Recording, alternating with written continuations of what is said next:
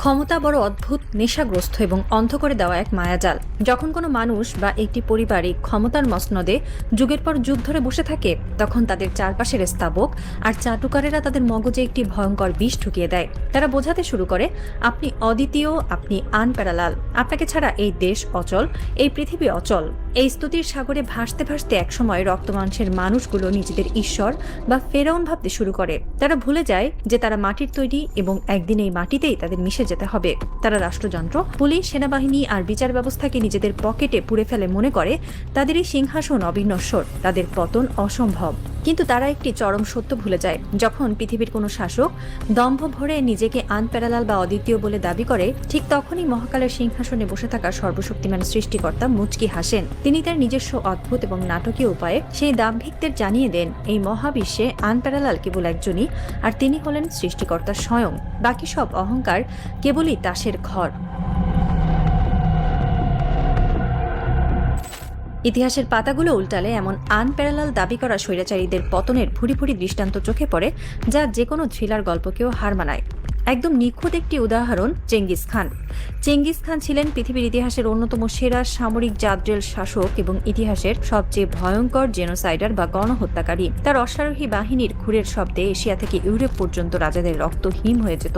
তিনি কোটি কোটি মানুষকে হত্যা করে মাথার খুলি দিয়ে পাহাড় বানিয়েছিলেন। তার ধারণা ছিল পৃথিবীর কোনো অস্ত্র, কোনো সেনাবাহিনী তাকে হত্যা করতে পারবে না। কিন্তু সৃষ্টিকর্তা তাকে কিভাবে শেষ করলেন? কোনো বিশাল যুদ্ধে নয়, কোনো পরাক্রমশালী বীরের তলোয়ারের আঘাতেও নয়। বিশ্বের অর্ধেক জয় করা এই দানবের পতন হয়েছিল অত্যন্ত তুচ্ছ হাস্যকর একটি কারণে। সামান্য একটি ঘোড়ার পিঠ থেকে পড়ে গিয়ে। ঘোড়া থেকে পড়ে যাওয়ার পরে তিনি আঘাতে ধুকে ধুকে মারা যান। নমরুদের কথা মনে আছে? নিজেকে খোদা দাবি করা সেই নমরুদ, যার বিশাল সাম্রাজ্য আর অট্টালিকার অহংকার আকাশ ছুঁয়েছিল। সৃষ্টিকর্তা তাকে মারার জন্য কোনো বিশাল ড্রাগন পাঠাননি, পাঠিয়েছিলেন পৃথিবীর সবচেয়ে ক্ষুদ্র এবং বিরক্তিকর প্রাণী, একটি ল্যাংড়া মশা। সেই মশা নমরুদের নাকের ফুটো দিয়ে মগজে ঢুকে যায়, আর মশারের কামড়ের যন্ত্রণায় নিজের মাথায় জুতো পেটাতে পেটাতে সেই আনপ্যারালাল রাজার করুণ মৃত্যু হয়। গ্রিক বীর আলেকজান্ডার দ্য গ্রেট, যিনি পুরো পৃথিবী জয় করার স্বপ্নে মত্ত ছিলেন, তার মৃত্যু হয়েছিল মাত্র 32 বছর বয়সে, সামান্য একটি মশার কামড়ে হওয়া ম্যালেরিয়া বা টাইফয়েড জ্বরে। ইতিহাস বারবার এই মেসেজটাই দিয়ে যায়, পরাশক্তিদের অহংকার চূর্ণ করার জন্য সৃষ্টিকর্তার কোনো বিশাল আয়োজনের প্রয়োজন হয় না। প্রকৃতির একটি ছোট্ট তুচ্ছ ইশারাই যথেষ্ট। এবার ইতিহাসের সেই অমোঘ সূত্রটিকে আমাদের চোখের সামনে ঘটে যাওয়া 5 আগস্টের বাস্তবতার সাথে মিলিয়ে দেখুন। গত 15 বছর ধরে বাংলাদেশে কি চলছিল? শেখ হাসিনা এবং তার পরিবার নিজেদের আক্ষরিক অর্থেই আনপ্যারালাল হিসেবে প্রতিষ্ঠিত করেছিল। মন্ত্রী, এমপি, আমলা থেকে শুরু করে রাস্তার পাতি নেতা পর্যন্ত সবাই একটা কথাই বলতো, নেত্রী ছাড়া বাংলাদেশ অন্ধকার, ওনার কোনো বিকল্প নেই। তারা এমন এক ভয়ের রাজত্ব, এমন এক আয়নাঘর আর পুলিশি রাষ্ট্র কায়েম করেছিল যে দেশের 18 কোটি মানুষের মনেও একটা বদ্ধমূল ধারণা তৈরি হয়ে গিয়েছিল। দেশের প্রতিটি সাধারণ মানুষই মনে মনে ভাবত, এই মহিলার পতন তো স্বাভাবিকভাবে কোনোদিন সম্ভব নয়। হয়তো তার মৃত্যু ছাড়া এই দেশ স্বৈরাচারের হাত থেকে মুক্তি পাবে না। আমরা সবাই ভেবেছিলাম হয়তো কোনো ভয়ঙ্কর সামরিক কূ হবে, হয়তো বড় কোনো আন্তর্জাতিক যুদ্ধ লাগবে, তবেই হয়তো এই দুর্ভেদ্য সরকারের পতন ঘটবে। কিন্তু সৃষ্টিকর্তা কি করলেন? তিনি এই অহংকারী রক্তপিপাসু স্বৈরাচারের পতন ঘটাতে কোনো সেনাবাহিনী পাঠালেন না। তিনি পাঠালেন এই দেশের সাধারণ নিরস্ত্র কিছু ছাত্রছাত্রীকে, যাদের হাতে ছিল না কোনো বন্দুক, ছিল না কোনো বিদেশি ফান্ডের জোর। আবু সাইদ বা মুগ্ধদের মতো সাধারণ তরুণরা যখন 2 হাত প্রসারিত করে বুলেটের সামনে বুক পেতে দিল, তখন সেই আনপ্যারালাল স্বৈরাচারের সিংহাসনের ভিত কয়েকদিনের মধ্যেই বালির বাঁধের মতো ধসে পড়ল। আর পতনের দৃশ্যটা কেমন ছিল? যে নেত্রী আগের দিনও দম্ভ করে বলেছিলেন, আমি শেখ মুজিবের মেয়ে, আমি পালাই না, পরদিন তাকে মাত্র 45 মিনিটের নোটিশে একটি সামরিক হেলিকপ্টারে করে পালাতে হলো। তার এই পতন কোনো বিরচিত পতন ছিল না, তার পতন হয়েছিল ভন ভন করা ঠুনকো মাছির মতো। হ্যাঁ, ঠিক একটা মাছির মতোই তাকে লেজ গুটিয়ে নিজের দলের লাখ লাখ নেতাকর্মীকে মৃত্যুর মুখে ফেলে রেখে এক কাপড়ে দেশ থেকে পালাতে হয়েছিল। যে নেত্রী নিজেকে বাংলাদেশের অবিচ্ছেদ্য অংশ ভাবতেন, আজ তিনি ভিনদেশের একটি অজ্ঞাত সেফ হাউসে বন্দী আছেন।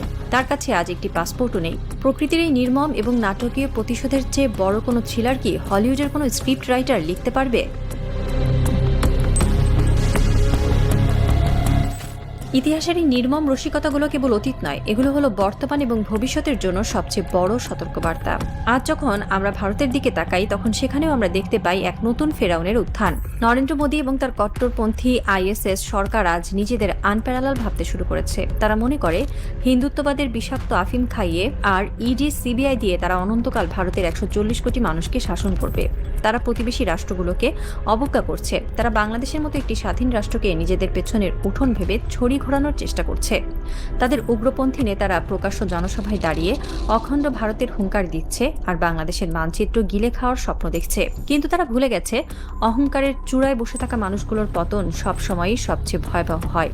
মোদির এই রিগড সিস্টেম বা জালিয়াতি সাম্রাজ্য হয়তো বাইরে থেকে খুব শক্তিশালী মনে হচ্ছে, কিন্তু ভেতরে ভেতরে ভারতের সাধারণ মানুষ, কৃষক, শ্রমিক এবং জেনজি প্রজন্মের তরুণদের মনে যে ক্ষোভের বারুদ জমছে তা যে কোনো দিন বিস্ফোরিত হতে পারে। যে সৃষ্টিকর্তা চেঙ্গিস খানকে একটি ঘোড়ার পিঠ থেকে ফেলে দিয়ে মারতে পারেন, যে সর্বশক্তিমান আল্লাহ শেখ হাসিনাকে ঠুনকো মাছির মতো দেশছাড়া করতে পারে, সেই প্রকৃতির কাছে মোদি বা অমিত শাহের এই মেকি হিন্দুত্ববাদী সাম্রাজ্য গড়িয়ে দেওয়া কেবল সময়ের ব্যাপার মাত্র।